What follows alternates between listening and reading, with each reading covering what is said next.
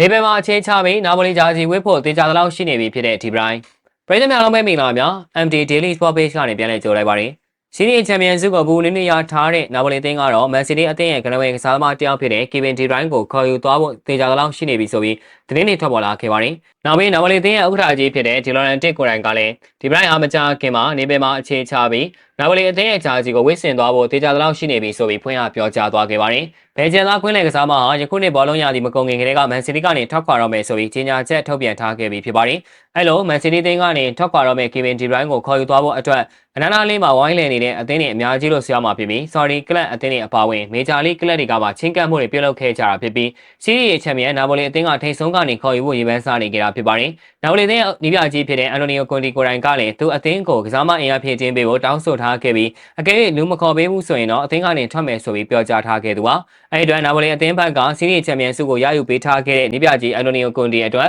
ကစားမခေါ်ယူမှုတွေပြုလုပ်ပေးသွားဖို့ပြင်ဆင်နေကြတာဖြစ်ပြီးကွင်းလယ်ပိုင်းအတွက်ဒီဘရိုင်းနဲ့အင်အားဖြည့်တင်းမှုတွေပြုလုပ်ပေးသွားဖို့ပြင်ဆင်နေကြတာဖြစ်ပါတယ်။ဘယ်ကျန်သားကွင်းလယ်ကစားသမားကိုယ်တိုင်ကလည်းသူ့ကိုယ်သူထိပ်တန်းအဆင့်မှာကစားနိုင်သေးတယ်ဆိုပြီးယုံကြည်နေကြတာဖြစ်တဲ့အတွက်ဥရောပထိပ်တန်းနေ့တွေမှာပဲဆက်လက်ကစားဖို့ဆန္ဒရှိနေကြတာလည်းဖြစ်ပါတယ်။ဒီဘရိုင်းရောက်နေပယ်မျိုးစီပြောင်းရွှေ့အခြေချတော့မှလားဆိုတဲ့သတင်းတွေအပေါ်နာပိုလီဥက္ကဋ္ဌဒီလော်ရန်တစ်ကအခုလိုဖြေကြားသွားခဲ့ပါတယ်။ပြပြတနာပြောရရင်ဒီဘရိုင်းကကျွန်တော်နဲ့ပူးပေါင်းပြီးနာပိုလီကစားမဖြစ်လာမယ်လို့ထင်ပါတယ်။သူနေပယ်မှာအိမ်လာလေးတစ်လုံးရှာတွေ့ထားပြီလို့ကျွန်တော်ကြားထားပြီးပါပြီ။ကီဗင်ရဲ့သူသမီးရဲ့သူကလေးရဲ့နဲ့ကျွန်တော်စကားပြောပြီးပါပြီ။တကယ်ကိုချစ်စရာကောင်းတဲ့မိသားစုလေးပါပဲ။အပြောင်းရွှေ့သဘောတူညီမှုရသွားပြီလားဆိုရင်တော့စာချုပ်ပေါ်မှာလက်မှတ်မထိုးမရခြင်းဂိူးဆိုင်ရပါပါ။နာပိုလီမှာကျွန်တော်တို့ကတကယ်အတီးပေါက်သမားတွေပါဆိုပြီးတော့ပြောကြားသွားခဲ့တာဖြစ်ပါတယ်။နာပိုလီဥက္ကဋ္ဌကြီးရဲ့ပြောစကားအရဒီဘရိုင်းကြောင့်မကြခင်မှာနေပယ်မျိုးစီကိုချင်းချပြီးနာပိုလီအသင်းရဲ့ဂျာဂျီကိုဝစ်ဆင်သွားဖို့တေချာလောက်ရှိနေပြီဖြစ်တယ်လို့ဆိုရမှာဖြစ်ပါတယ်။ဘောလုံးအားကစားနဲ့ပတ်သက်တဲ့သတင်းတွေကိုအကောင်းဆုံးတင်ဆက်ပေးနေတဲ့ကျွန်တော်တို့ရဲ့ page ကိုလည်း like and follow လေးလုပ်ပေးခဲ့ကြဖို့ဖိတ်ခေါ်လိုက်ပါရစေ။အစောနေ့ကြည့်ရှုပေးခဲ့ကြတဲ့အတွက်အားလုံးကိုကျေးဇူးထူးပဲတင်ရှိပါရခင်ဗျာ။